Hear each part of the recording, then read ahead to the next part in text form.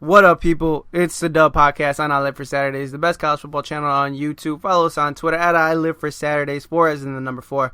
And I decided to do a brand new podcast called The Only Teams That Actually Have a Real Shot Rankings. This rankings by us at Ilive4Saturdays is made purely on data, research. Our main source is 247sports.com, the football recruiting website. And what we did was look at the last 4 years of recruiting.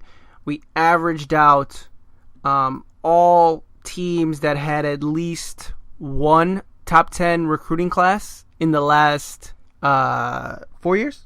In the last 4 years, we weeded out the teams that didn't have two top 10 recruiting classes, and we ranked all teams that had two top 10 recruiting classes in the last 4 years. And if you haven't heard about that stat yet, it's been a pretty hot stat that's been going around for pretty a pretty long time. I think since December. I think the main person who made it popular was Joel Klatt at Fox Sports. There's an article, as you can see here, at Outkick the Coverage. Talks about how in the last 20 years, 19 of the teams that won the national championship had two top 10 recruiting classes in the last 4 years. In the previous last 4 years, the only one team that didn't have that stat was Oklahoma in 2000. And again, it's a pretty popular thing. If you haven't heard about it, it's just what it is. And quick disclaimer: I named this the only teams that actually have a real shot rankings. And I mean for a national championship. I still value, winning your conference championship, winning a NY6 bowl game. Those are huge things. Obviously getting a lot of wins, that's good, and being ranked at the end, that's great. I'm not hating on you for celebrating that, or your team to celebrate that. All I'm saying is that these are the only teams that can win a national championship. And I am not alone today. I'm here with the Big O. Say what up. What up? Big O. Hot takes. We need to hear your hot takes on the Ilive4Saturdays rankings really quick. You don't have to talk about the actual rankings and who's ranked, but do you like what we're doing? Or are you against it? Or are you in the middle? I think it's a good system to go around. I mean, everything starts, a national championship, it starts at recruiting. So there's nothing there's not much to argue with that statistic, right? Yeah. I don't think I've seen anyone argue against it. Of course there will be idiots. I won't count the idiots.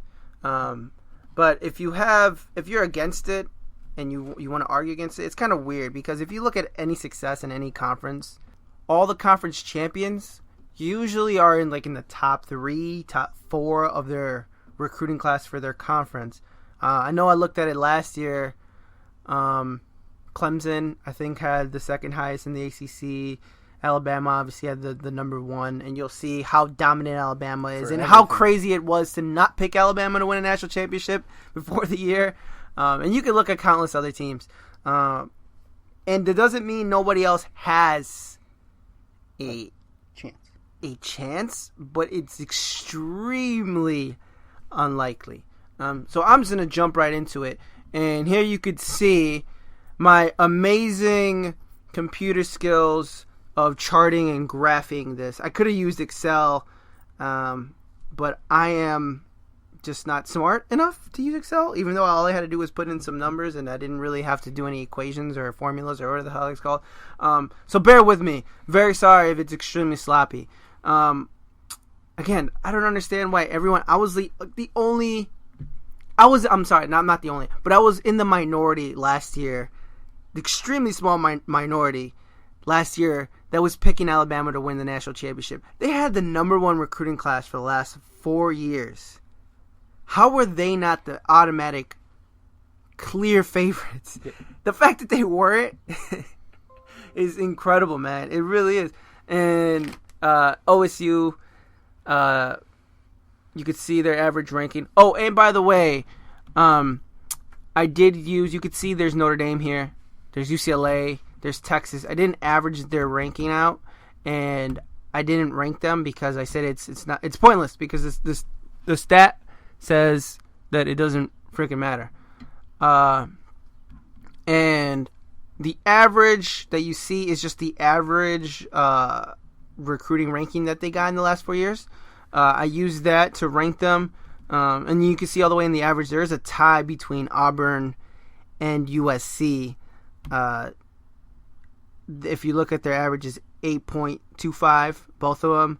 I gave the slight edge to Auburn because I think they had, because USC had the lowest ranking of any of them. So I just said whatever. I'll just give it to Auburn because I guess they have more.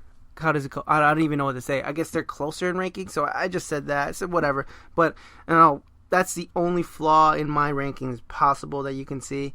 And then you can see the rankings. These are the only teams that have on the real shot. Number 1, Alabama. Number 2, OSU. Number 3, LSU. 4, Florida State. 5, Georgia. 6, Auburn. 7, USC. Texas A&M, number 8. Number 9, Florida. 10, Ole Miss. 11, Tennessee. Clemson, number 12. And Michigan, number 13. Yeah, I mean, I guess a lot of people would probably have Clemson up higher. But again, like, this is only following one certain statistic. So, I mean, the math says what the math says, right? Yeah, and I don't care if people are mad at me. I don't think they will be. I think that they can see clearly what this is about. But I don't care about, the returning quarterback and the returning starters in terms of winning a national championship. If you have all that, you're going to have a very good season, right? You have a great quarterback, you have all these returning starters and all that stuff. You're going to have a great freaking season. But that doesn't, I don't even remember the last time that we've heard that and someone won a national championship. I remember Tim Tebow, his senior year.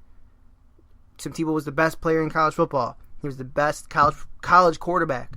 He had the best team. They just won a national championship.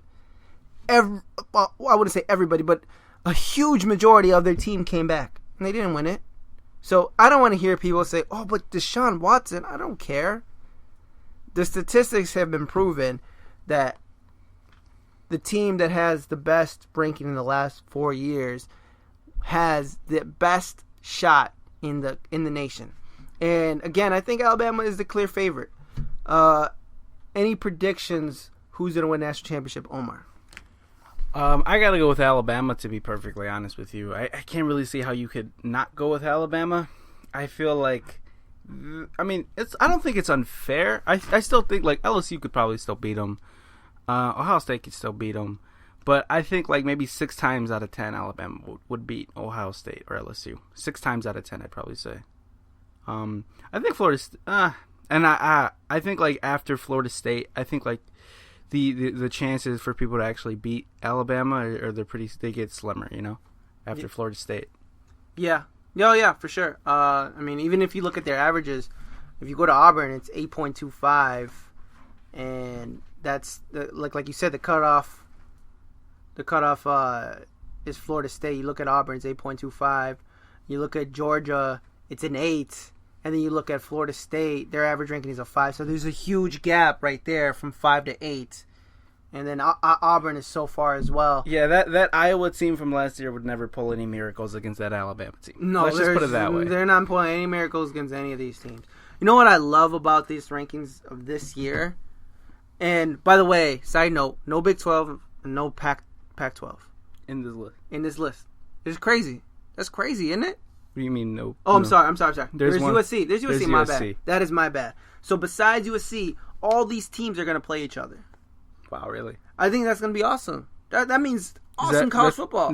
Wow, that's really how the most of these, there's 8 SEC teams. So Ohio State, Michigan are in there. Oh, okay. Yeah, they have to play each other. And then my favorite, to be honest, you know what I'm going to have a lot of fun with? Clemson, Florida State.